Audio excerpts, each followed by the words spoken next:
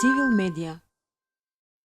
Следното прашање, поточно следните три прашања се поставени од Душан Стоичев. Две од нив се однесуваат за двајцата кандидати, меѓутоа сепак само вие ќе ги одговарате.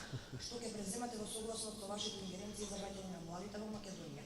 Акцентот е ставен на практичноста и на земји кои, например, им обезбедија на младите што ќе се вратат за гарантирано вработување најмалку 2 години.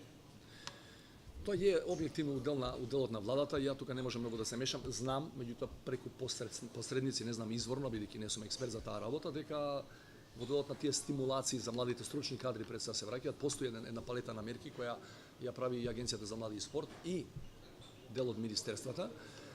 И јас знам дека тоа е малку, затоа што бројката објективно на млади кои се вратиле после промената на власта од 2016-17 е минорен. И дека тоа треба да биде мој дел од надлежноста, ако ја добијам вашата доверба, на 5 ќе биде да направам се, да го поддржам секој законски проект кој ја турка Македонија кон Европа.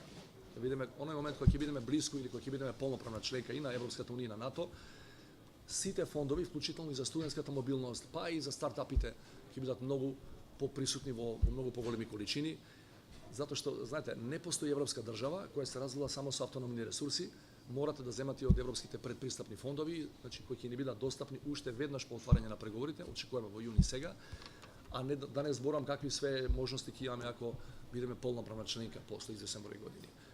Civil Media.